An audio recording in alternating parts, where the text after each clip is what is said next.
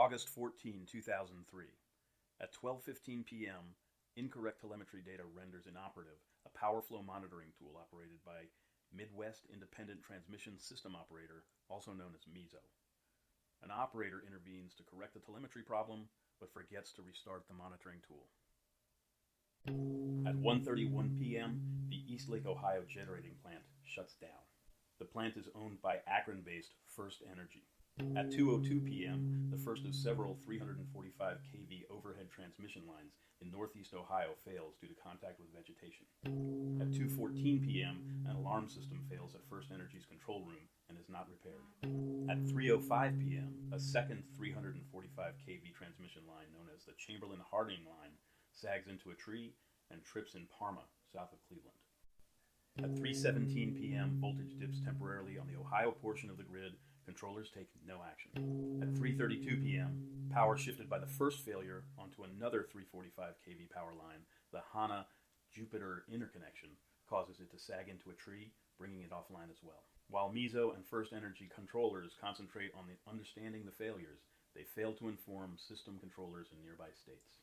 At 3:39 p.m., a First Energy 138 kV line trips in northern Ohio.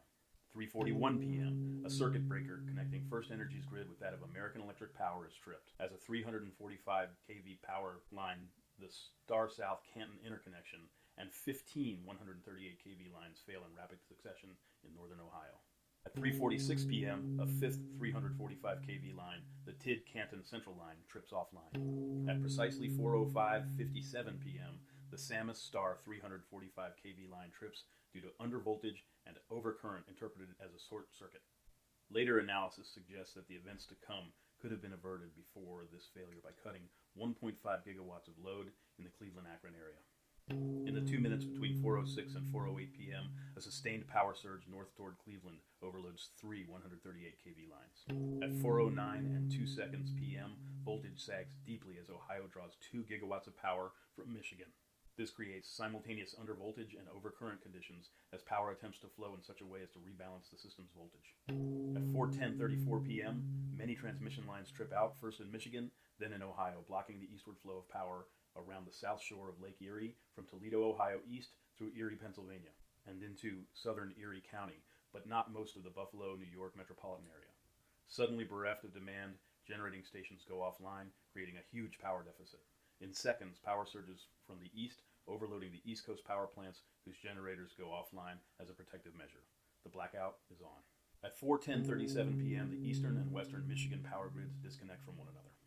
At 4:10:38, Cleveland separates from the Pennsylvania power grid. At 4:10:39, 3.7 gigawatts of power flows from the east and along the north shore of Lake Erie. It flows through Ontario to southern Michigan and northern Ohio. This flow of more than 10 times greater than the condition 30 seconds earlier causes a voltage drop across the system. At 4:10:40 p.m., flow flips to 2 gigawatt eastward from Michigan through Ontario. This is a net reversal of 5.7 gigawatts of power. It then reverses back westward again within half a second. At 4:10:43 p.m., international connections between the United States and Canada start to fail. At 4:10:45 p.m., northwestern Ontario separates from the east when the Wawa Marathon 230 kV line north of Lake Superior disconnects. The first Ontario power plants go offline in response to the unstable voltage and current demand on the system. At 4:10:46 p.m., New York separates from the New England grid. At 4:10:50 p.m., Ontario separates from the western New York grid. At 4:11:57 p.m., the Keith Waterman Bunts Creek Scott 230 kV lines and the St. Clair Lambton number 1 230 kV line and number 2 345 kV line between Michigan and Ontario fail. At 4:12:03 p.m., Winston, Ontario, and surrounding areas drop off the grid. At 4:12:58 p.m., northern New Jersey separates its power grids from New York and Philadelphia, causing a cascade of failing secondary generator plants along the New Jersey coast and throughout the inland regions west. By 4:13 p.m., cascading failure of 256 power plants has brought them all offline, 85% of which went offline after the grid separations occurred, most due to the action of automatic protective controls. By 4:15 p.m., most of New York, New Jersey, Maryland, Connecticut, Massachusetts, Michigan, Ohio, and Ontario homes and businesses are without power. Power begins to be restored in some areas by 11 p.m. Most power is not restored until 2 days later, and in some rural areas, it takes 5 days. The blackout contributes to at least 12 deaths. An estimated 55 million people are affected by the blackout.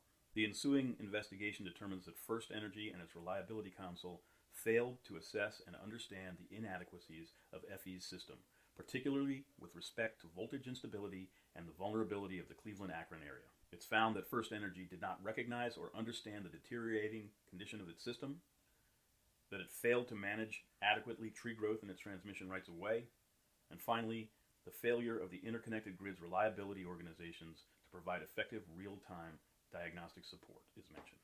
In a nutshell, somebody or several somebodies dropped the ball.